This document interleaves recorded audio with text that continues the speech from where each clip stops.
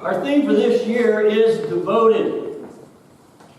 Devoted. And people are devoted to a host of things, it would seem, in this world. But let's sort of define some terms. How might we define this term devoted? What meaning? We could maybe use terms like dedicated to, committed to, loyal to. But I think also this word devoted or devotion implies with it a sense of worship to that to which we're committed to or devoted to or dedicated to. Jesus tells us on several occasions what we should be devoted to.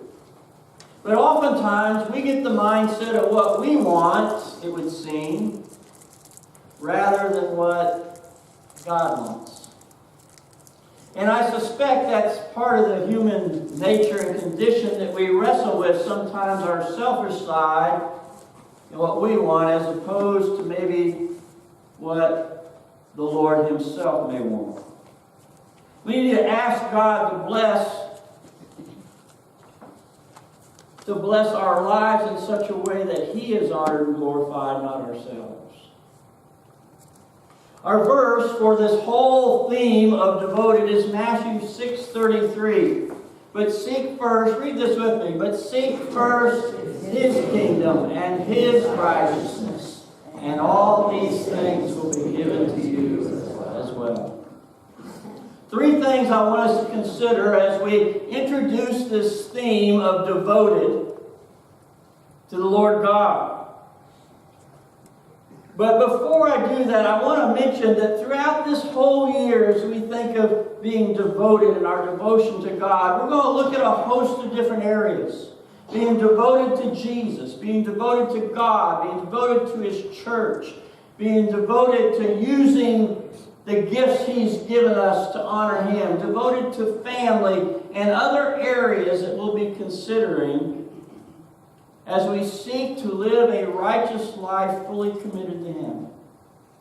So I want to encourage you from this day forward this year to constantly ask yourself this question: what might my next step be to greater honor and glorify the Lord out of devotion to Him?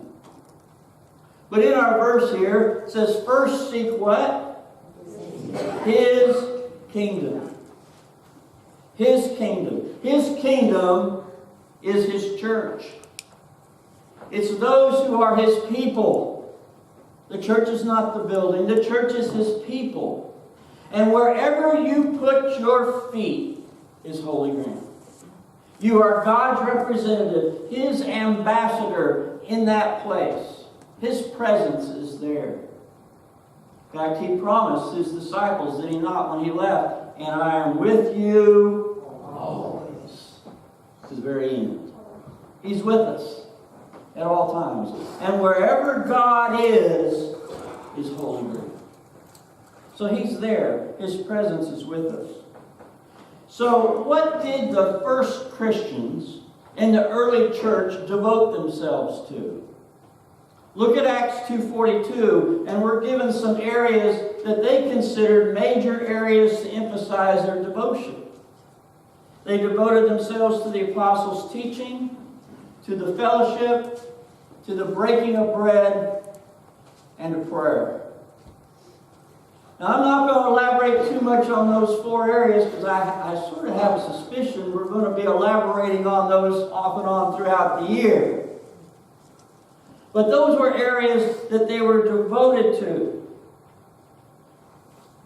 But when we focus on being devoted to seeking first His kingdom, before you can be devoted to seek first His kingdom, you have to be part of His kingdom. You have to be part of His church.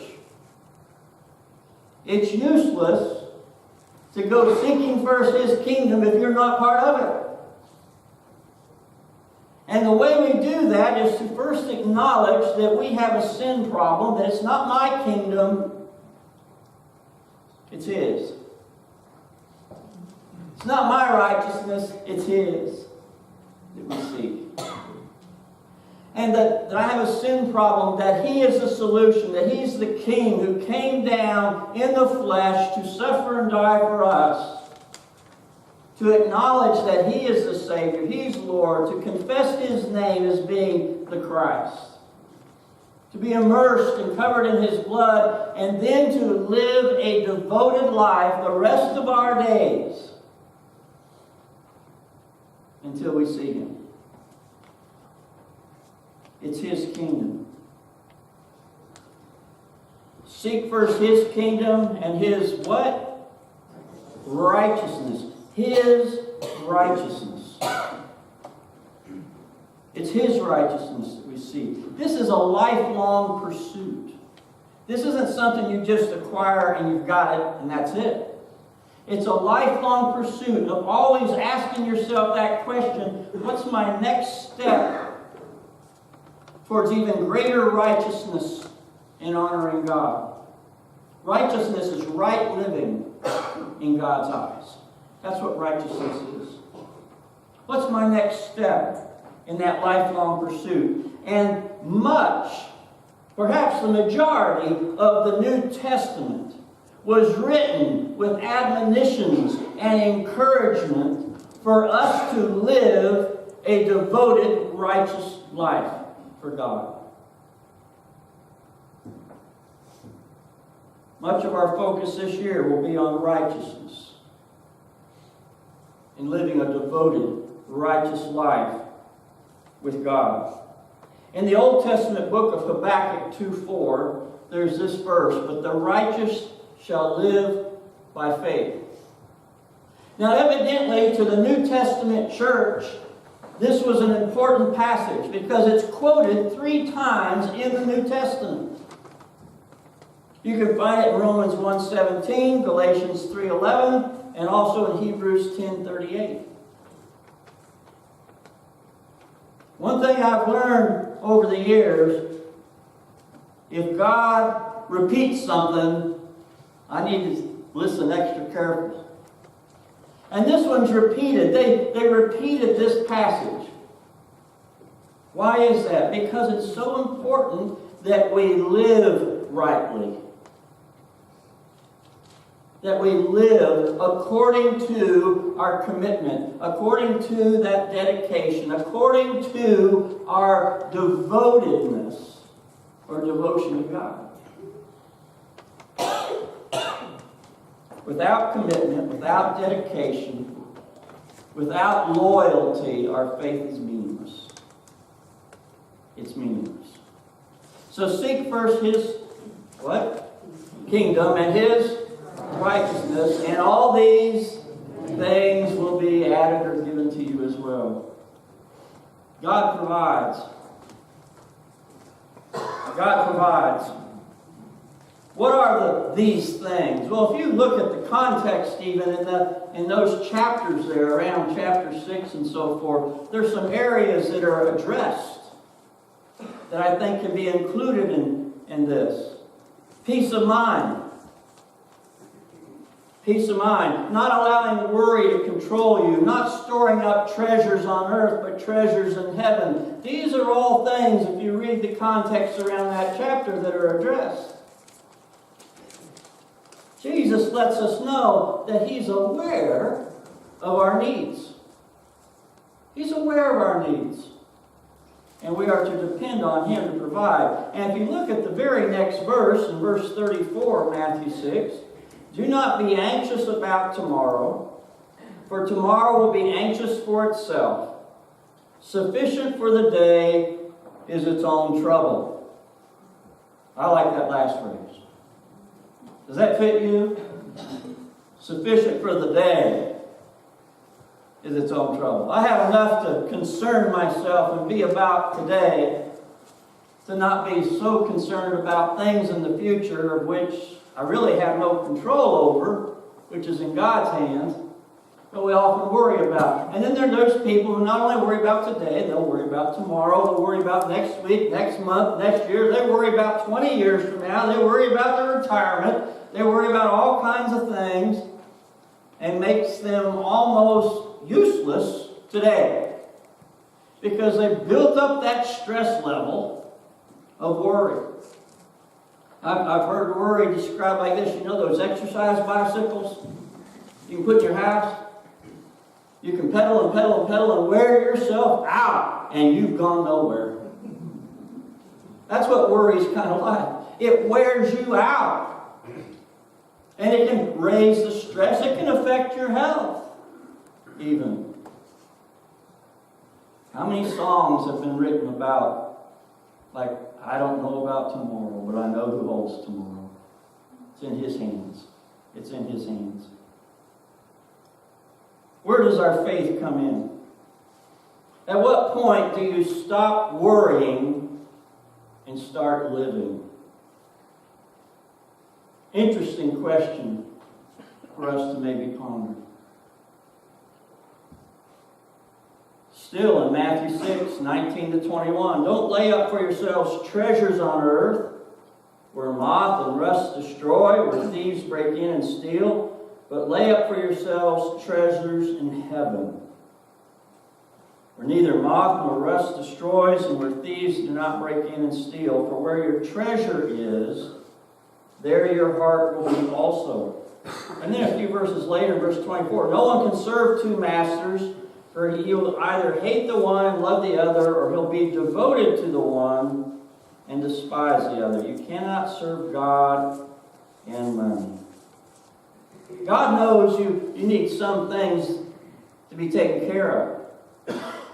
But sometimes we put all our focus there on a lot of these things, the treasures on earth, the stuff. And it seems like in our culture that especially becomes acute in December. People are going to the stores looking for all the stuff they got to wrap, and then they got to find the stuff to wrap it in, and then they got to find the stuff to mail it in and get it sent to the person so they get the stuff you wanted them to have. We really do that, and our world really plays on that. Businesses play on that. Advertisers play on that. To try to get you in their stores with certain specials or sales. We celebrate Christmas on December 25th. The Eastern Orthodox Church celebrates on January 6th. I kind of like that. I think that'd be a good time because then you can go to the store and get all the after Christmas sales. But is that the way we think? Is that the way we think? Are we so ingrained in the stuff? Now, don't get me wrong, some stuff's good. God knows what we need. We recently ordered something this past Tuesday. It was supposed to take a week to get here, which is typical, 5 to 7 days, free shipping. I ordered it on Tuesday afternoon and arrived on Wednesday. I didn't pay extra. But wow!